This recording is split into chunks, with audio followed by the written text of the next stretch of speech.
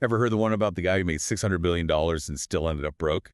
Yeah, sounds like a bad joke, right? Yeah, you'd think with that kind of cash, you'd be set for life. Right. We're talking about Mike Tyson here, the boxing legend. Today, we're going deep into his financial knockout using this article, How Mike Tyson Went Bankrupt. Buckle up. It's a wild ride, full of cautionary lessons, even for those of us who aren't exactly rolling in dough. So picture this.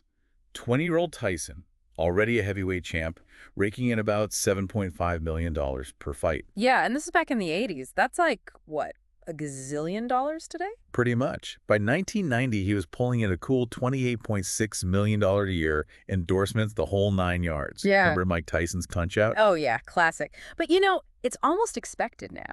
Athletes today, they make bank, but the career span, it's a blink of an eye. And the pressure's on to spend big, live large. Exactly. It's a recipe for disaster if you're not careful. And Tyson, well, he wasn't exactly known for his frugality. No. This is a guy who owned, get this, 110 cars. 110? What do you even do with that many cars? Right. We're talking Bentleys, Ferraris. Yeah.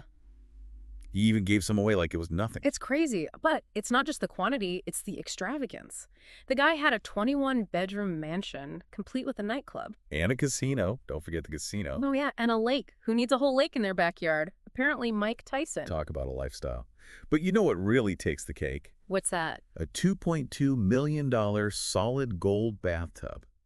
You can't make this stuff up. It's like something out of a movie. But on a serious note, it makes you wonder, what drives this kind of spending? Well, the article talks about impulsivity, a lack of financial literacy. Right, and let's not forget the pressure of fame. Everyone's telling you you're the best, you deserve the best, so you buy the best even if you can't afford it. And then there are the yes men, the hangers-on, who encourage that behavior instead of, offering some sound advice. Absolutely. And unfortunately, that's a common theme in these stories. It's a recipe for disaster. And disaster is exactly what happened. Tyson ended up owing the IRS a whopping $13.4 million. $13.4 million. That's more than most people make in a lifetime. It was a mess. Lawsuits, debts piling up. You name it, he was dealing with it. And it's not always entirely their fault. The system itself is partly to blame. How so? Well, think about it.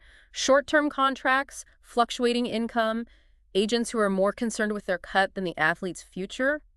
It's a recipe for financial instability. That's a really good point. It's like setting them up for failure. In a way, yeah. But back to Tyson, you'd think after spending time in prison, he'd come out with a new perspective on money, right? You'd hope so. And to be fair, he did stage a major comeback in the late 90s, earned something like $140 million in just 2 years. See, comeback kid. Right.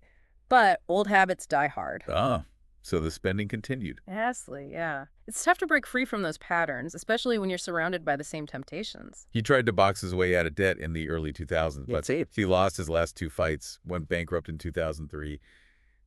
It's almost tragic, this legendary figure brought down by his own spending habits. It is sad, but there is a glimmer of hope.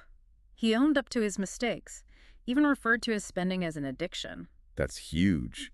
Admitting you have a problem is the first step to recovery. Exactly. And he's rebuilt his life. Sure, he's not swimming in millions anymore, but he's found some stability. What's he worth these days? Around $10 million, last I checked. But it's not about the number, right? It's about the lessons learned. So true. It's a good reminder for all of us.